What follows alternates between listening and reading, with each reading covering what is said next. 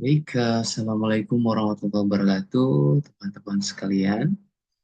Eh, Terkait dengan pelaksanaan atau implementasi modul, salah satu babnya yaitu bagaimana kita melakukan submit ya di Open Journal System.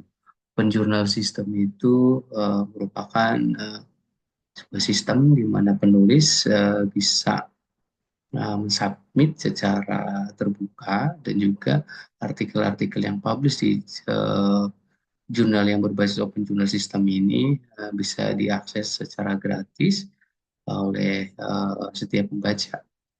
Eh, Ketika kita akan mengirimkan naskah atau submit ke salah satu artikel jurnal, maka hal pertama yang harus kita lakukan adalah melakukan register terlebih dahulu ke sistem OJS dari jurnal sasaran. Dan perlu kita pahami, setiap OJS itu yang ada khususnya itu harus kita sesuaikan dengan fokus dan skopnya terlebih dahulu agar apa yang jurnal artikel manuskrip ya atau naskah draft artikel jurnal kita bisa sesuai dengan fokus dan atau cakupan dan skop dari jurnal yang kita tuju sehingga nanti proses dari penerbitan artikel bisa berjalan atau proses penerbitan manuskrip bisa berjalan dengan baik. Tuh. Oke, kita register terlebih dahulu sebelum kita melakukan pengiriman naskah. Eh, Kita register terlebih dahulu. Silakan masukkan nama teman-teman semua. Ini contoh nama Pak Kamal. Karena Pak Kamal satu kata sehingga harus dua ya, Kamaludin, Kamaludin gitu. Afiliasi, em, manajemen, pendidikan, Universitas Negeri Jakarta, kemudian Indonesia ya, tentunya negara, negara Indonesia, email eh, yang perlu kita masukkan, terserah silakan, yang emailnya Pak Kapal, kemudian username, silakan bisa teman-teman masukkan, passwordnya silakan,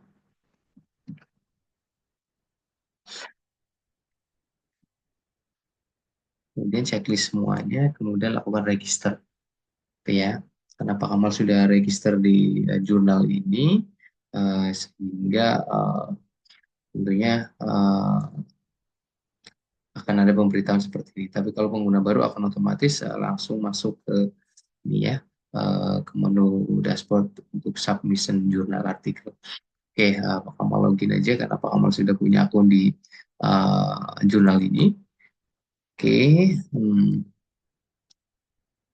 kita new submission ini tampilan jurnal editor ya karena Pak Kamal editor jurnal di jurnal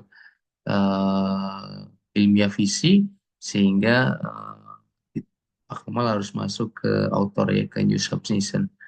Nah, oke. Nanti di sini Pak Kamal checklist author karena Pak Kamal jurnal editor di jurnal ini.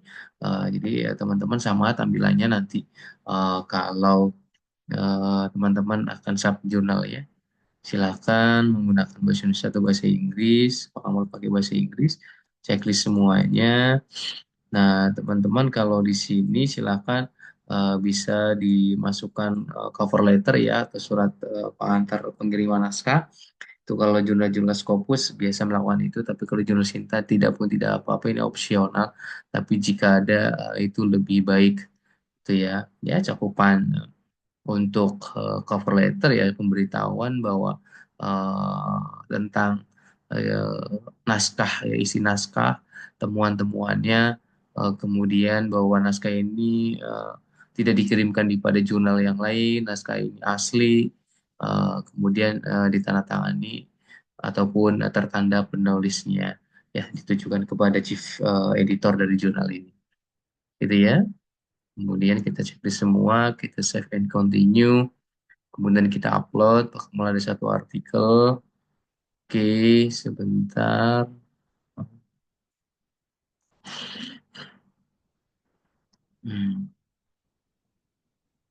ada satu artikel, artikel yang kita kirim adalah artikelnya Blind Review.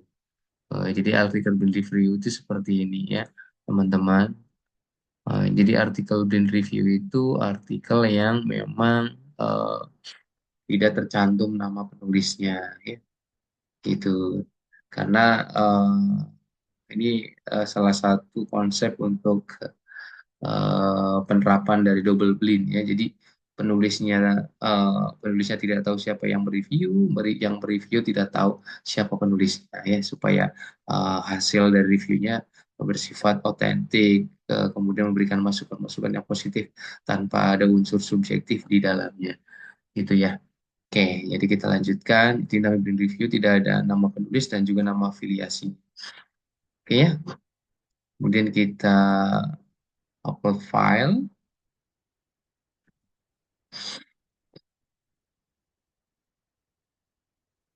Yang diupload adalah Bill Review, Google Article Text. Kalau teman-teman ada cek plagiasi itu lebih baik, tambahkan cek plagiasinya. Oke, kemudian artikel text, save and continue. Kita buka judulnya, ini kita kopikan. Di sini subtitle tidak perlu, abstraknya kita kopikan ke sini.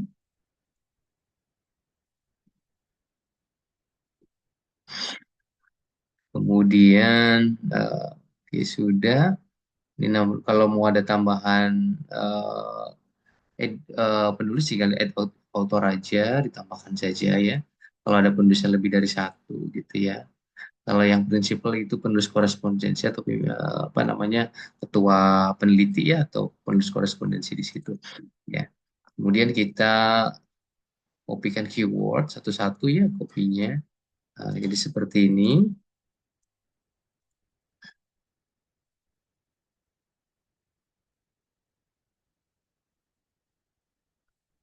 Kita enter ya.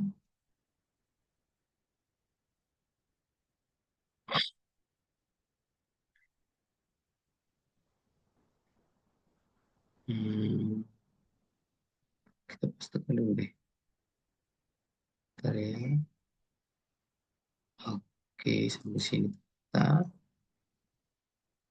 kita enter,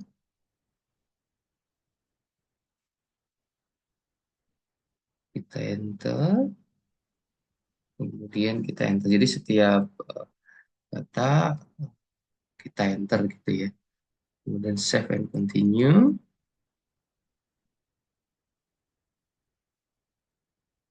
Ya, kita konfirmasi kemudian finish submission. Ya, kemudian kita klik finish submission. Nah, kita tentunya ketika finish submission maka akan tampil ya artikel-artikel yang akan ditentukan ya oleh para editor untuk ditelah terlebih dahulu dari kontennya sebelum dikirim ke reviewer, apakah sesuai dengan fokus atau scope ataupun tidak gitu ya. Baik, eh, kemudian jika sudah masuk nanti kan ada mulai proses korespondensi ya di dalamnya. Nah, contoh-contoh artikel-artikel yang sudah masuk kita lihat ya. Jadi teman-teman semua ketika korespondensi itu, tampilan teman-teman ketika sudah selesai submission ini akan tampilan di apa namanya, halaman editor itu akan seperti ini ya, kemudian akan ditugaskan ya oleh editor in chief jika memang konten dari artikel yang sudah disubmit sudah ada. Oke, jadi ya perlu dipahami bahwa ketika akan proses penerbitan artikel itu melalui beberapa proses ya, tidak tiba-tiba terbit ya. Ketika sudah ditugaskan editor agent kepada salah satu jurnal editor, maka jurnal akan dikirim ke reviewer ya, akan dikirim ke reviewers ya.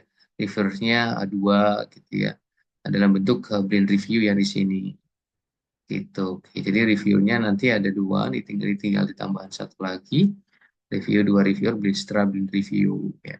Kemudian ada tingkat untuk reviewnya. Nah, teman-teman semua nanti ketika review sudah selesai, maka akan ada review discussion di sini bisa disampaikan oleh editor terkait masukan-masukan di review. Jadi di tahap reviewer saja belum tentu teman-teman artikel akan dilanjutkan ke tahap berikutnya. Jika menurut reviewer kan reviewer punya punya apa? Punya punya kewenangan untuk berikan rekomendasi. Nah, ini. Ya.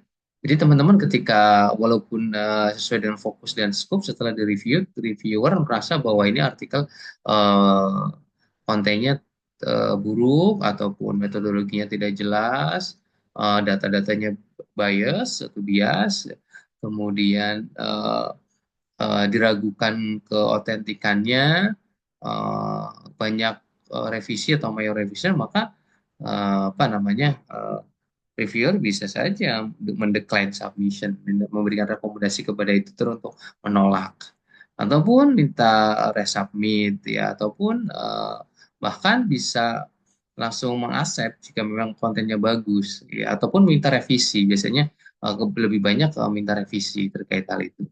Ya, jadi di teman-teman semua ketika akan publish jurnal itu tidak serta-merta submit terus kemudian akan dipublish. Jadi melalui proses-proses review. Karena ini jurnal teraktif Sinta, target untuk Magister Manajemen Pendidikan, salah satunya adalah Sinta 3 ya. Kalau kita Sinta 3 kan, Sinta 3 itu pasti pengelola jurnalnya berharap ada kenaikan peringkat ke Sinta 2 sehingga apa namanya mulai dari penelaahan editor in chief terkait submission sampai reviewer akan dicek secara ketat gitu ya. Ya, walaupun intinya bahwa ketika sudah berbicara tentang ya, terakreditasi Sinta, semuanya sudah melalui proses yang sesuai dengan apa yang diharapkan oleh akreditasi itu instrumen akreditasi. Ya, semuanya rata-rata seperti itu. Ya, hanya saja memang kuartilnya berbeda-beda sesuai dengan kapasitas dari kualitas akreditasi itu sendiri. Gitu ya. Jadi kalau sudah terakreditasi Sinta, maka prosesnya adalah sama, hanya saja tingkat-tingkat daripada konten yang mulai dianalisis itu mulai lebih semakin ketat ya, Sinta 1, Sinta 2, Sinta 3, Sinta 4, Sinta 5, Sinta 6. Untuk itu kuartil-kuartil itu akan menentukan skala dari kualitas apa namanya proses di dalamnya gitu ya. Gitu. Semakin bagus kuartilnya maka prosesnya akan semakin ketat dan membutuhkan waktu yang lama. Gitu. Oke ya. Oke, kemudian ketika sudah review, tentunya teman-teman harus berkorespondensi ya. Korespondensi ini artinya teman-teman akan dihubungi untuk melakukan perbaikan-perbaikan. Dan perbaikannya secara etika, jika ditentukan waktu, tenggat waktunya, teman-teman harus tepat waktu sesuai dengan tenggatnya ya. Nah, jadi ketika menunggu hasil review saja membutuhkan waktu. Sehingga kalau proses publikasi ya memang tidak secara bisa cepat ya. Kalau secara normal ada proses review terlebih dahulu, menunggu hasil reviewer, kemudian dari reviewer akan dikirim balik ke kalau memang diminta revisi, maka penulis akan diminta memperbaiki juga butuh waktu juga. Kemudian selepas jika sudah ada review discussion di sini, nanti editor akan memberikan penyampaian bahwa artikel perlu perbaikan dan tenggat waktunya. Setelah penulis mengirimkan perbaikan, maka akan dilanjutkan ya jika memang sudah diterima, akan dilanjutkan pada tahap copy editing. Ya, di sini mulai akan disetting, mulai dari selinking jurnal, penataan kalimat, penataan proofreading dan lain sebagainya. Jika berbahasa Inggris, semuanya akan di copy editing. Dan ketika masuk tahap copy editing juga akan dikirim kepada penulis untuk bisa apa namanya mereview ya penulis juga tentang kontennya, apakah ada salah penulisan nama penulis atau instansi ataupun hal-hal yang lain sebelum benar-benar final untuk dipublish. Kalau sudah fix, penulis akan diminta pro APC atau Article Processing Charge untuk biaya publikasi gitu. Jadi teman-teman semua ketika artikel sudah masuk tahap copy editing dan sudah siap untuk diproduksi, maka akan dihubungi untuk membayar biaya publikasi jika memang open journal sistemnya berbayar.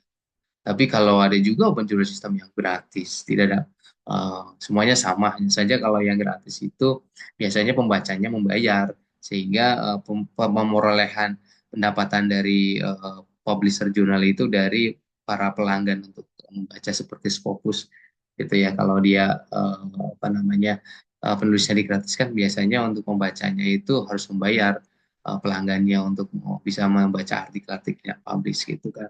Sama sih konsepnya, semuanya dalam pengelolaan jurnal pasti butuh biaya untuk pengelolaannya karena sistem dan sebagainya, kemudian tenaga ahli dan sebagainya itu membutuhkan apa namanya kompensasi terkait kinerja yang dilakukan atau yang diberikan. Kemudian masuk tahap production.